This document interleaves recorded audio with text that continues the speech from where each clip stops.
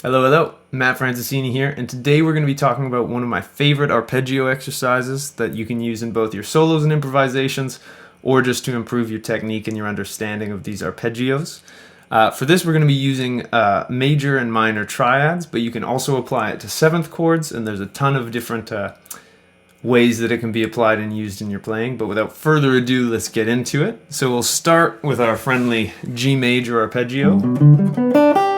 We're going to do this in 5 positions. There will be a document on my website that you can download if you want to get these for free, and I'm also going to have them on the screen with me here. But so basically the idea here is we're doing an enclosure. So if we take our arpeggio, we're going to enclose those notes. And the way we're going to do that is what I call the 2 up, 1 down, where we're going to go 2 frets above our arpeggio, or above our note. We're going to go 1 below, and then we're going to hit the note. And so this is a really common technique of melodic elaboration, if you will, where if I took those first 3 notes,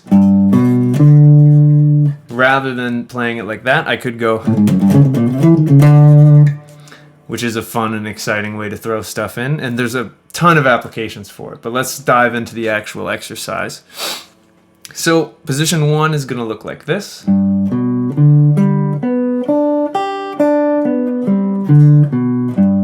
And then if I enclose that, it's going to look something like this. I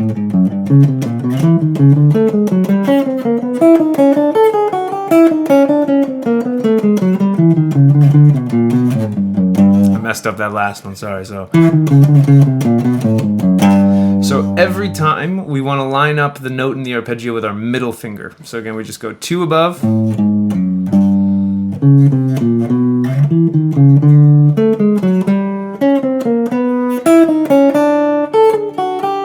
And when you're doing this, you might have to practice it really, really slow, and that's totally normal. And honestly, what I would recommend, it's better to be able to play this cleanly than be able to play it badly, but faster. And so when you do this, again, we're just lining up our middle finger with the note in the arpeggio that we want to play. Now, we get to our second position. We're going to do exactly the same thing, and I'm just going to kind of continue through this exercise. So it would look something like this.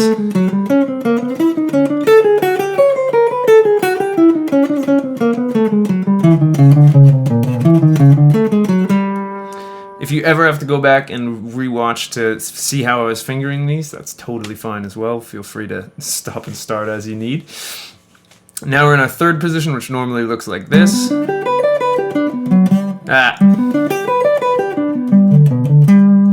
Now it's going to look something like this.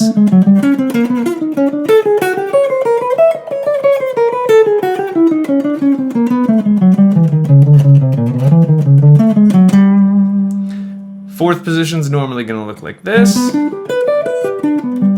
but we're going to play it like this.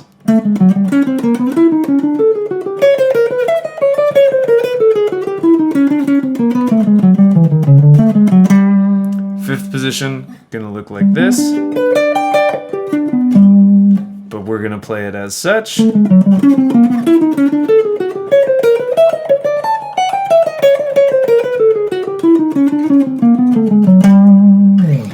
Now, the other thing that I love about this exercise is it's really good for both your left and right hand technique. A lot of guitarists practice this thing called the spider exercise, where you just chromatically go like this, and it works on both hand synchronization. And I don't love doing that because to me it's maybe the most unmusical thing you can do.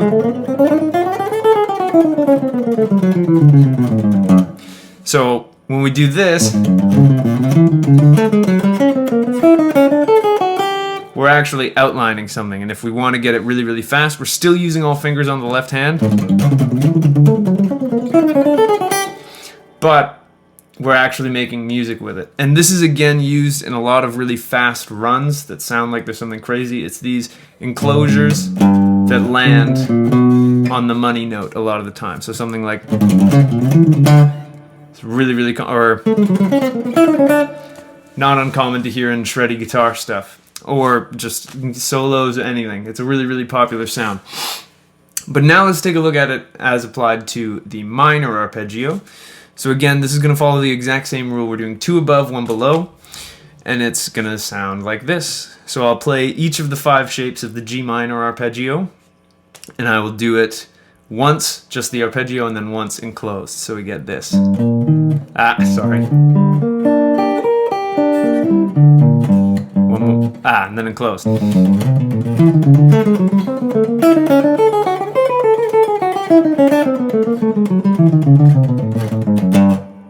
Then we're going to move to our second position. That's going to look like this.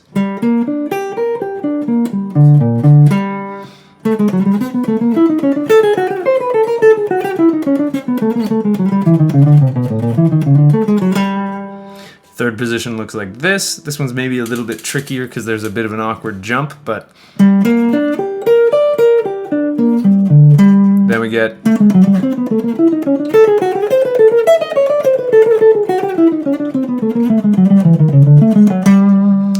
to that fourth one.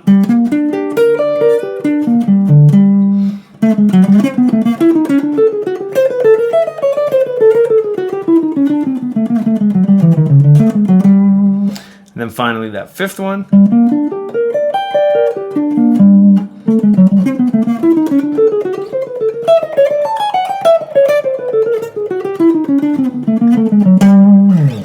And this is a really good way to get your fingers moving. I like to do this sometimes as a warm-up. And then again, there's tons of application for these enclosures in your solos, in your practice routine. It's a really useful thing to be able to do. You also don't have to do just strictly arpeggios. You can use them to start a run, like was an enclosure on the third, and then I just went up the major scale. So there's a ton of really great applications for these, and they're really good for your technique. They're really good for getting the ability to move your fingers. So I hope you found this useful. If you liked the video, please give it a like and consider subscribing. I post new educational content every Monday. And if you want to take a lesson with me, I've got my website linked down below. Feel free to shoot me a message. And other than that, I hope you're having a great day, and I hope you enjoy practicing some guitar. Be kind to yourself while you work on this. It's hard stuff. But yeah, hope you're all doing well, and have a great day. Thanks.